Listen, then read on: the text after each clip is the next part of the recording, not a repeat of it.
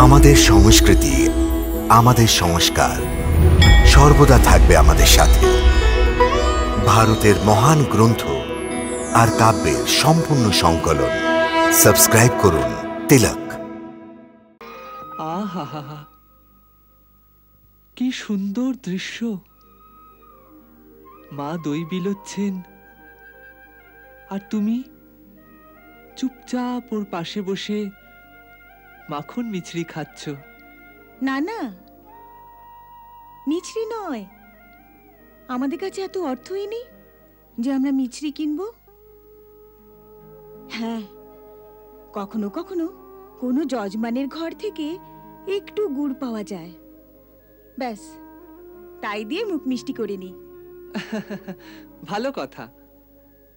যদি আমরা এই যাত্রায় তোমার গ্রামের মধ্যে দিয়ে যাই, তবে আমি তোমার মায়ের মাখন ঠিক তুলে আনবো। তবে তো খুব মজা হবে। মা কিরকম অবাক হয়ে যাবেন। কিন্তু সাবধানে মাখন তুলো, যদি মা তোমাদের দেখে ফেলেন তবে লাঠি দিয়ে মারবেন। তুমি চিন্তা করো না মিত্র, আমি মাখন চুরি করতে ভালো করেই জানি। কৃষ্ণ, বলরাম, সুদামা,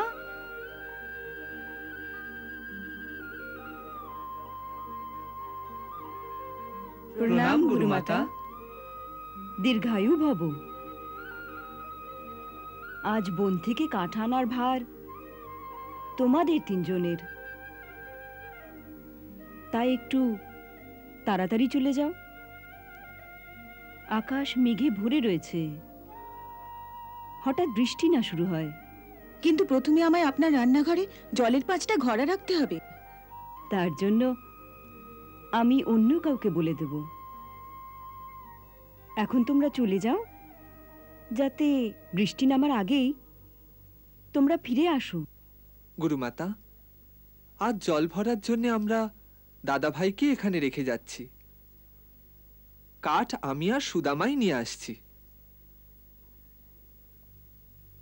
আচ্ছা, তাই হোক, কিন্তু বনে বেশি দূরে যেও না বাছা।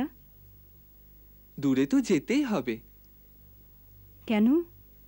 কারণ আশ্রমের আশেপাশে কোনো গাছে শুকনো কাঠই বাকি নেই। আর গুরুদেবের আদেশ আছে যে গাছ থেকে যেন কচি ডাল কখনো না কাটি, কেবল শুকনো ডালই যেন কাটি, অথবা যা শুকিয়ে নিজেই পড়ে গেছে তাকেই যেন জড়ো করি। কিন্তু তবুও বৃষ্টির কথা মনে থাকে যেন, আর সন্ধ্যের আগেই ফিরে এসো। নাও, এই ছোলা সাথে নিয়ে যাও। এসো, আমি অর্ধেক অর্ধেক তোমাদের চাদরে বেঁধে দিচ্ছি।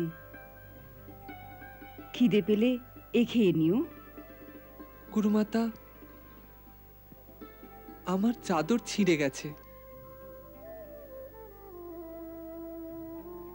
এসব আপনি এর চাদরে বেঁধে দিন, আমি এর থেকেই অর্ধেক নেব। আচ্ছা বেশ, তাই দিচ্ছি বাবা।